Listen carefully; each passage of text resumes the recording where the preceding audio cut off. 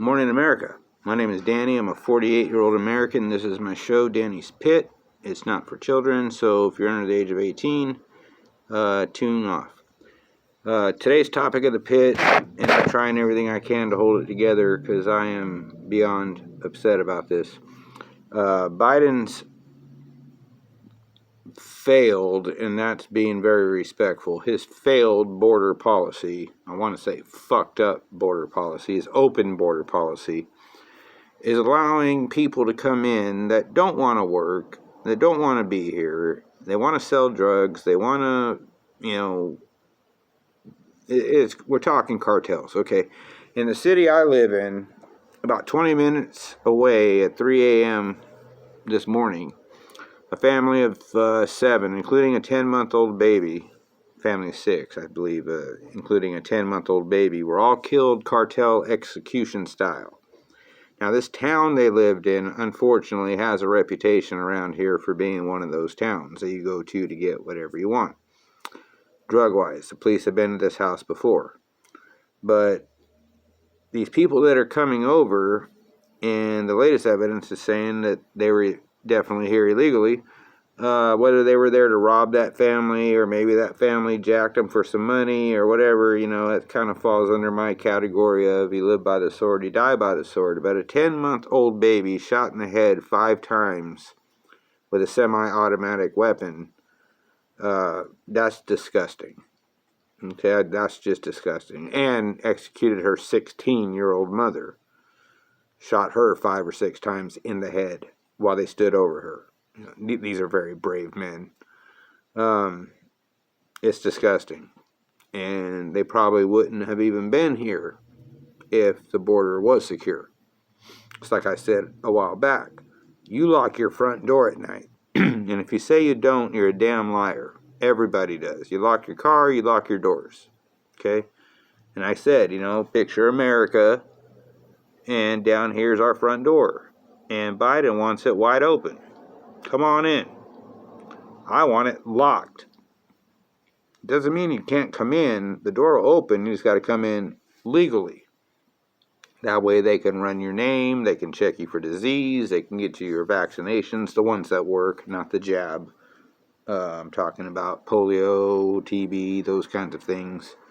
When I did some time in the pen, every once in a while, a couple of illegal aliens that were in there would come down with TB, and we'd all have to get tested and segregated from them for a while. And this might seem like a rambling pit, but it's really not. What I'm really saying is they don't fucking belong here. Okay, and I am not gonna be defending myself and saying, I'm not even gonna respond to people saying, "Oh, now you're hating on Mexicans," or "Now you're hating on." No, I'm hating on this country not doing what this country is supposed to do, which is protect us. Okay, at any time of the night, whatever, we should be able to walk down any street in any town USA unarmed and not worried about it. But we have, streets, like I said, I've been to LA recently, and it goes mansion, mansion, mansion, and then about a mile of tents. And then mansion, mansion, mansion, and then another mile of tents. The distribution of wealth and poverty is so from one block to the next that I couldn't even believe it. I've never seen anything like that in my life. And that's also part of the problem, too. This failed open border, and, I'm going to go ahead and throw in the homeless population situation. It needs to get rectified, and it needs to get rectified fast. Some of these people, most of those people on the street are mentally ill. They're off their meds. They don't want to take their meds. They like flying high. They should be forced to. Just like when I was, I'm still an alcoholic in recovery, but when I was a drinking alcoholic, just because it's legal didn't mean I could walk down the street with a bottle of Jack Daniels.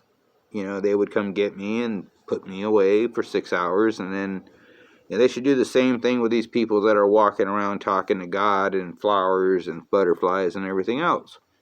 Again, I'm not making fun of them. It's not their fault. Some of them are vets that have been rocked. Most of them never served a day in their life, but they're got the hat, the jacket, and the dog tags, and they want to pass themselves off as veterans and get some kind of handout. But again, I'm wandering a little bit away from my original point. The original point of the pit was this.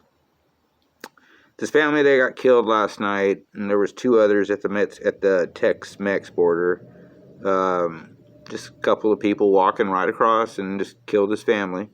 It needs to end. It needs to end.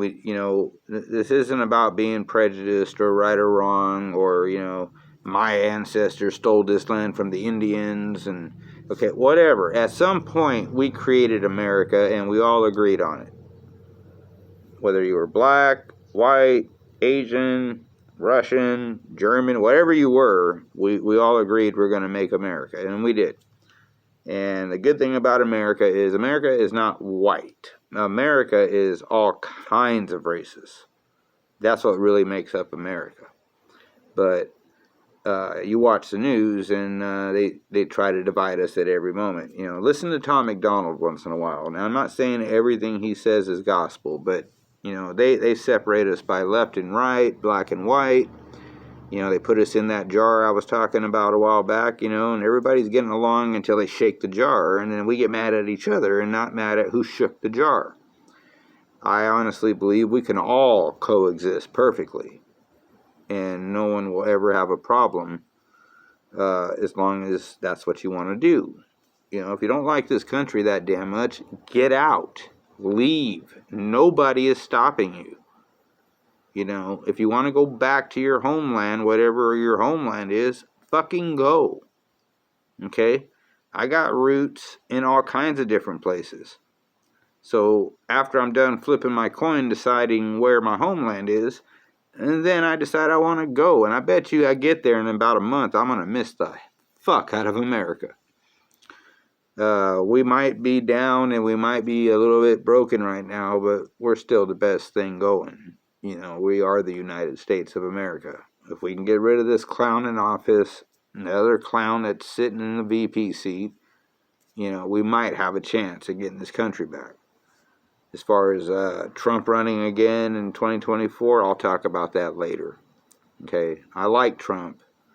I'm not one of these orange man will save the world things, like I've said before, but I like Trump. I liked him as a president. I still like him. Doesn't mean I would vote for him. Doesn't mean I wouldn't vote for him. It would just have to, it was kind of like when he ran against Hillary. It was just the shiniest of 2 turds, and he turned out to be the one. But we need to get and wrap this up. We need to just get back together. We need to unify, figure out what's wrong, put our differences aside for at least a day, and really have an honest scientific conversation about what are we going to do about this damn border. I'm sick of it. I'm sure you're sick of it.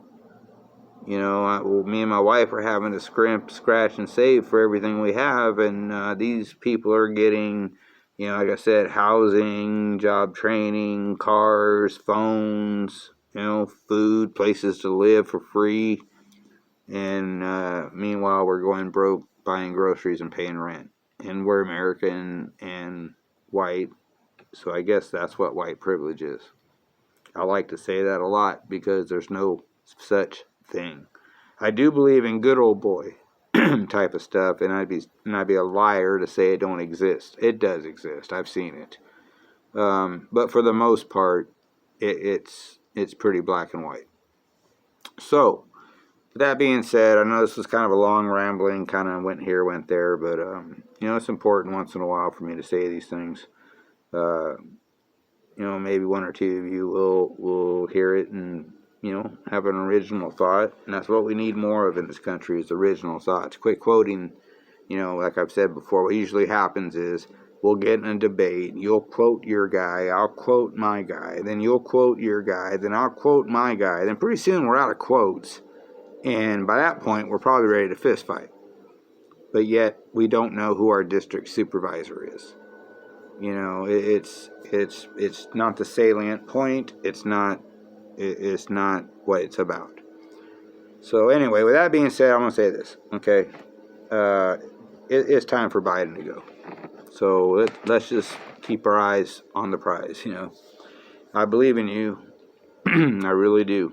I love this country. My dad served in this country. My grandpa served in this country. I've got cousins that served for this country. I've got great grandpas that served for this country. I'm kind of like Lieutenant Dan. I've had a member of my family fight in every single war that this country has ever had.